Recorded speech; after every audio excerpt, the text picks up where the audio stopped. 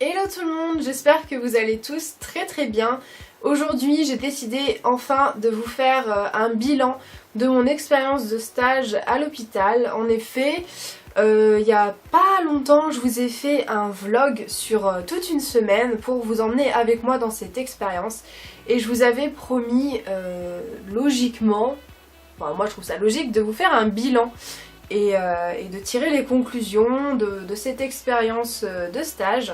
Donc c'est ce que je vais faire avec vous. Aujourd'hui, il y a eu pas mal de petits changements. Si vous ne me suivez pas sur les réseaux sociaux, vous allez peut-être vous demander mais quoi, t'as déjà fini ton stage? Comment ça se fait? Normalement tu devais le finir début mars. Il y a eu quelques petits événements qui font que oui, j'ai déjà terminé ce stage-là, en l'occurrence celui-ci.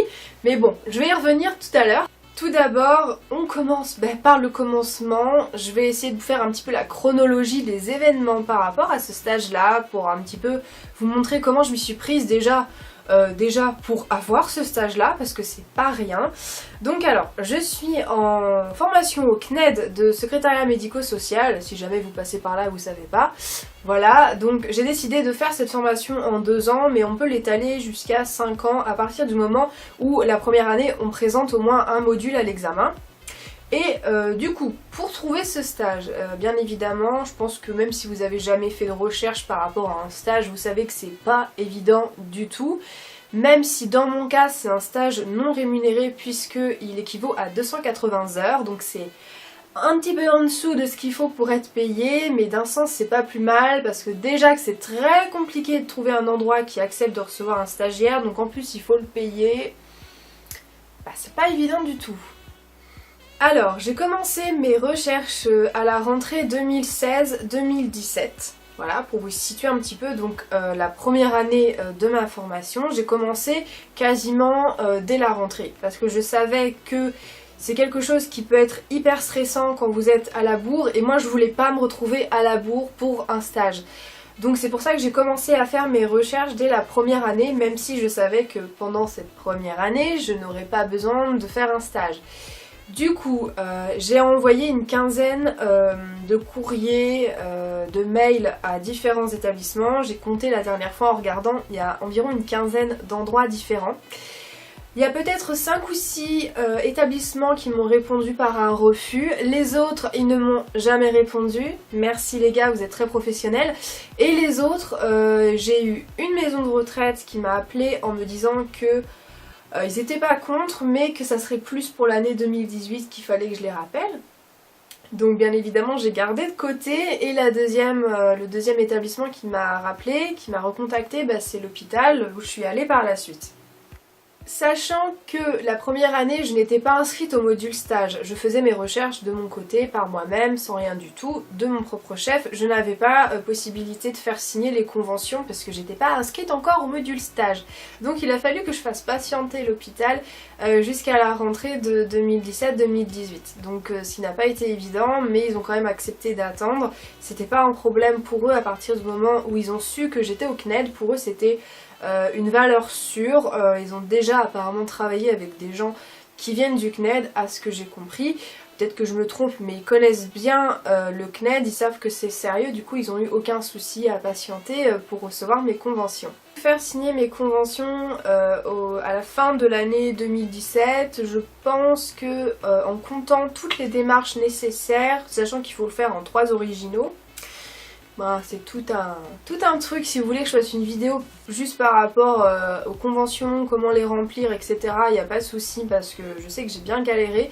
Et du coup, il fallait que je les envoie au moins 15 jours avant le début de mon stage, sauf que mon stage commençait le 2 janvier, donc avant c'était les fêtes de fin d'année. Un petit peu pas le bon timing, j'avoue, mais ça l'a quand même fait. Et du coup j'ai pu commencer mon stage le mardi 2 janvier 2018, voilà. Donc j'ai réussi à faire ces putains de conventions dans les temps et du coup j'ai pu commencer sereinement. Sachant que dans le même temps on était en train de déménager avec ma mère, c'était pas du tout de tout repos, mais ça l'a quand même fait. J'entre donc dans le vif du sujet, mon premier jour, comment ça s'est passé. Je suis arrivée, donc moi il faut savoir que je commençais ma semaine les mardis, j'avais mes lundis pour moi, pour mon entreprise, pour ma paperasse, voilà, j'avais fait en sorte d'avoir ces horaires là et je commençais à 9 h le matin, donc tranquillou pépère, franchement pas de soucis.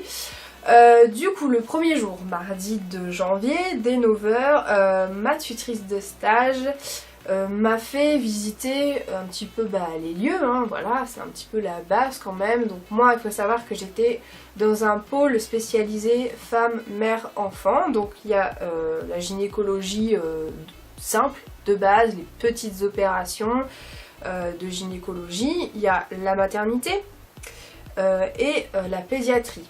Voilà, donc tout ça, tous ces domaines-là, c'est quand même assez vaste, même si on est dans le même style, on va dire, on avait à gérer les dossiers patients de tout ça, de toutes ces personnes, de toutes ces disciplines différentes. Donc quand je dis gérer un dossier patient, c'est littéralement gérer un dossier patient, puisque cet hôpital-là n'est pas en tout numérique, c'est-à-dire que les dossiers... J'ai un livre à côté de moi, je vais vous montrer un petit peu pour vous donner un ordre d'idée de grosseur du dossier, même si là on va pas avoir l'épaisseur. En gros ça donne ça, en termes de grandeur, ça donne ça. Alors après c'est pas aussi fin que ça, imaginez-vous 3 ou 4 livres comme ça à côté et vous aurez l'épaisseur de ce qu'est un vrai dossier patient papier. Donc voilà, donc je vous laisse imaginer un petit peu le travail et la prise de tête surtout que c'est, puisque à chaque fois par exemple qu'il y a une naissance, on a une semaine pour envoyer le compte rendu au médecin traitant, le compte rendu d'opération si jamais il y a une césarienne par exemple, le compte rendu de naissance qui va rester dans le dossier de la maman et une autre qui va rester dans le dossier du bébé, même si depuis 2018 le dossier du bébé n'est plus inclus dans le dossier de la maman. Normalement tout est numérisé, mais on n'a pas encore le droit de jeter le dossier du bébé. Je vous laisse imaginer que bien évidemment on doit aussi taper, retranscrire grâce à une cassette audio et des petits écouteurs les comptes rendus d'opération, d'hospitalisation, que ça soit en pédiatrie, en maternité, en gynéco, tout.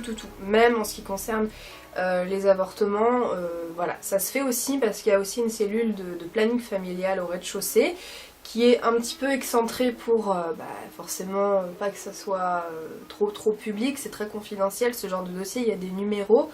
Et on s'occupait aussi de tout simplement classer ce dossier. Donc quand par exemple elle me disait il faut faire une sortie de maternité, c'est-à-dire que je prenais mon énorme dossier, je vérifiais s'il ne manquait pas de compte rendu qui aurait pu être déjà fait sur l'ordinateur, donc il aurait fallu que j'imprime.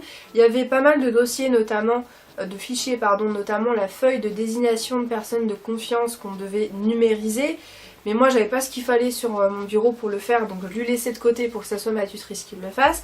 Et il fallait ranger dans les intercalaires, fallait avoir une réelle vue d'ensemble et connaître en gros tous les papiers contenus dedans. Donc il y avait aussi les échographies qu'il fallait agrafer parce que des fois, même tout le temps, les chirurgiens, les sages-femmes, etc. ils n'ont pas le temps. Du coup ils vous mettent ça en vrac, sachant qu'on a en plus de ce dossier ce qu'on appelle un dossier de consultation. C'est une pochette qui n'a pas d'intercalaire, où il y a des sous-dossiers à l'intérieur à l'ancienne avec des surdossiers en papier un petit peu canson, coloré, vous savez,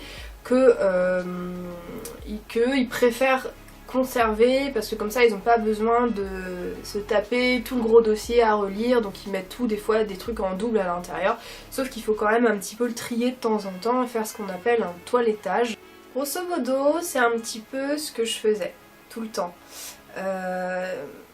J'étais dans le secrétariat d'hospitalisation à l'étage de ce pôle-là et on avait une grande responsabilité aussi par rapport aux archives. J'en faisais beaucoup, du triage d'analyse, enfin voilà, il y a même une journée où j'ai passé 7 heures d'affilée à retrouver les dossiers correspondants pour ranger les nouvelles analyses qui étaient arrivées, j'ai cru que j'allais péter un câble. Et de temps en temps, il m'arrivait aussi de passer une après-midi entière au rez-de-chaussée avec les filles qui s'occupent du secrétariat de consultation, donc là c'est beaucoup plus d'accueil réel, de téléphone, sauf que je n'étais pas remplaçante, du coup elles n'avaient pas l'obligation de m'expliquer tout, donc ça veut dire que j'avais pas le droit au téléphone.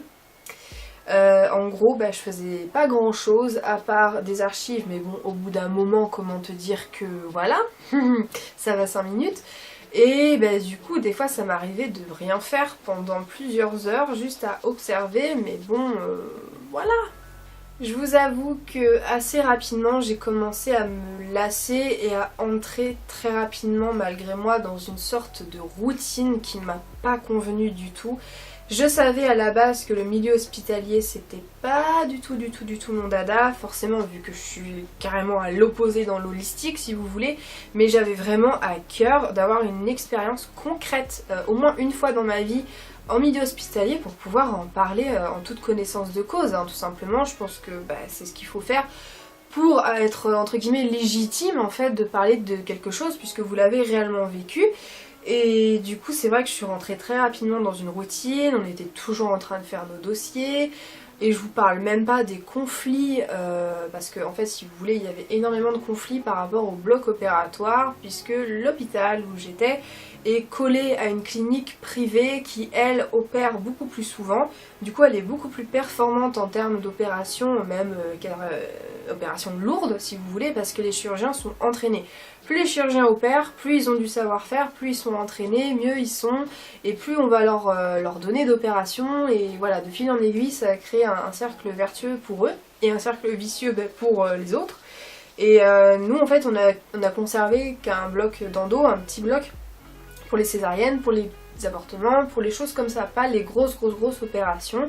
Et du coup, il y avait tout le temps des conflits, souvent il y avait les cadres de santé qui venaient parce qu'ils étaient pas bien, forcément vous vous étonnez qu'il y ait autant de burn-out et de suicides dans ce genre de milieu de métier, mais c'est un petit peu normal parce qu'à aucun moment vous êtes serein, il y a tout le temps des problèmes. Alors je sais que c'est propre à chaque milieu professionnel, forcément tout ne roule pas toujours, c'est normal, c'est humain aussi, et c'est ce qui fait aussi que vous restez efficace parce que toujours dans l'incertitude quelque part.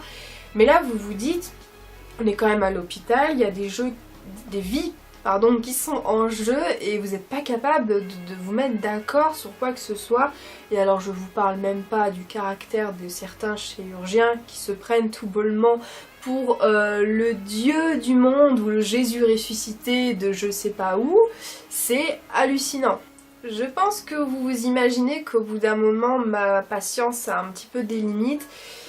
J'ai commencé à en parler, à faire des petites allusions à ma tutrice. De toute façon, dès le départ, j'avais été très claire. Moi, je fais ça pour mon expérience professionnelle et personnelle d'enrichissement. C'est normal selon moi.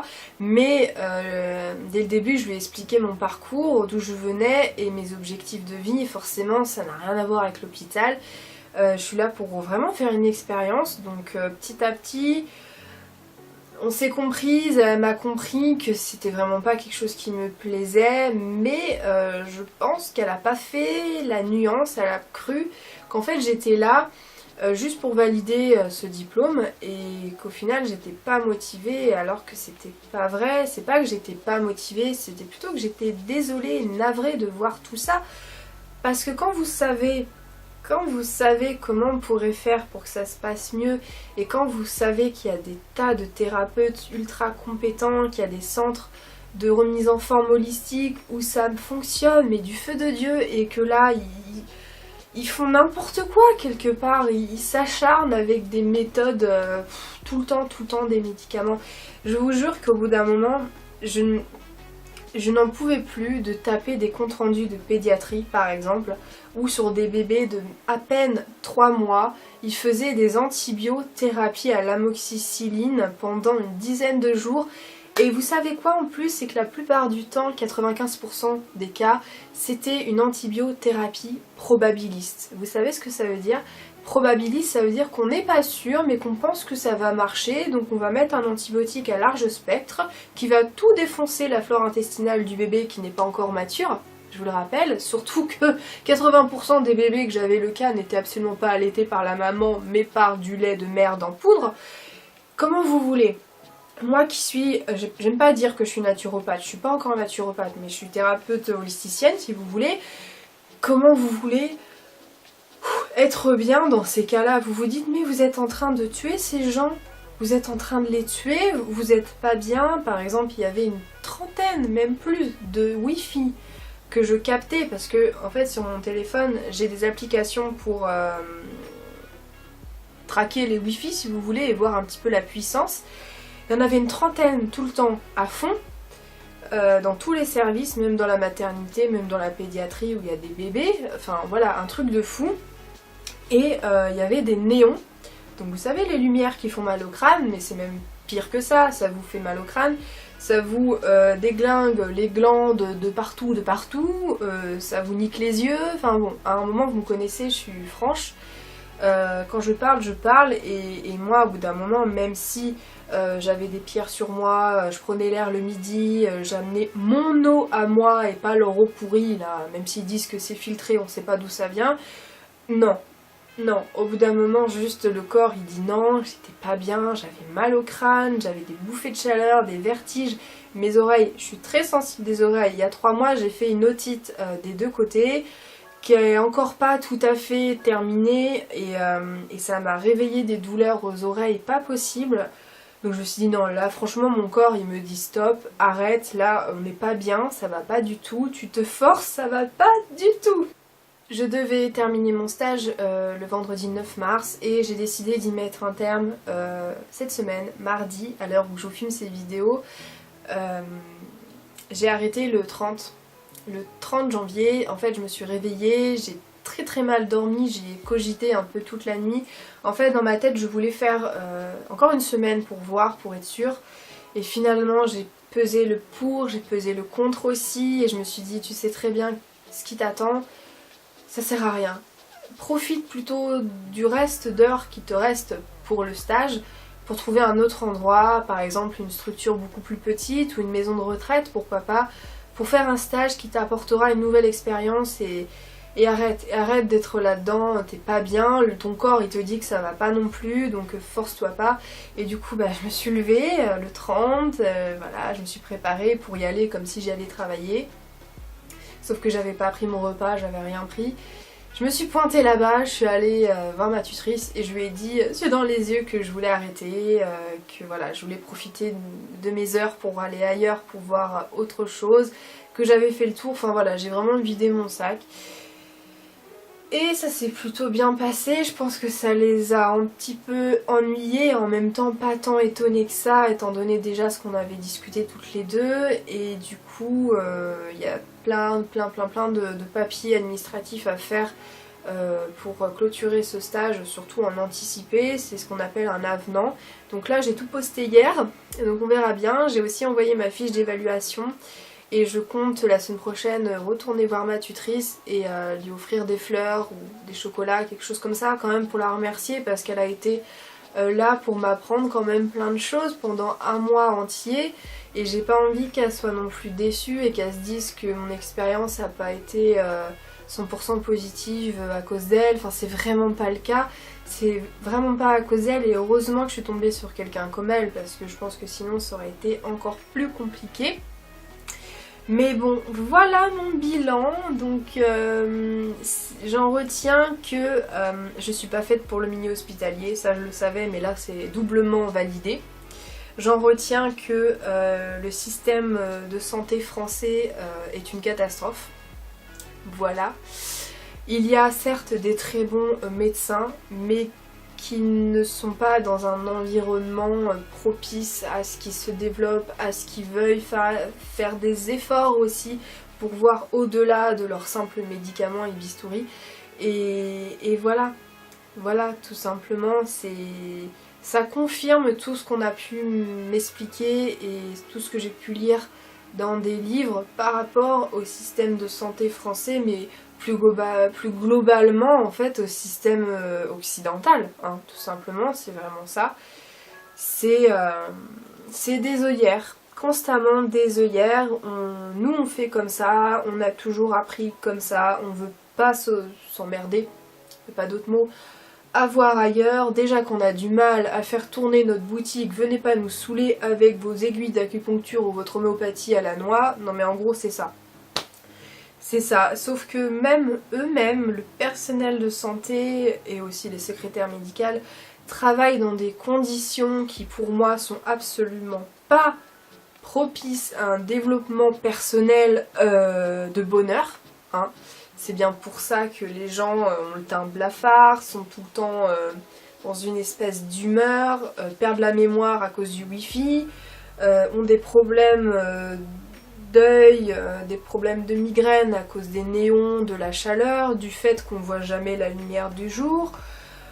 Les gens sont toujours dans un espèce de bad trip, il y a tout le temps des problèmes d'organisation, c'est un dialogue de sourds. Tu peux pas faire des requêtes comme ça non plus, certains chirurgiens se prennent pour le roi du monde, enfin... Non, vraiment pas, c'est déprimant. J'ai un ami qui a travaillé des années pour l'OMS, et sincèrement, c'est pareil, ils font ce qu'ils peuvent, mais voilà. Et si vous avez vu mon vlog, où c'était en temps réel, où je vous racontais un petit peu ce que je ressentais sur le moment, vous comprendrez un petit peu aussi pourquoi j'en arrive à avoir des conclusions comme ça. Si vous voulez tenter cette expérience, faites-le, ça pourra que être enrichissant pour votre expérience et pour votre CV. Mais je vous conseille absolument pas de travailler dans ces milieux-là. Si vous n'avez pas cette force, si vous y croyez pas, s'il y a une faille en vous, ça marchera pas, vous serez malheureux. Donc voilà, j'ai fini mon bilan. J'espère quand même que j'ai pu vous apprendre des choses. Si vous voulez une vidéo sur les conventions, sur les avenants, je la ferai parce que je sais que c'est pas évident.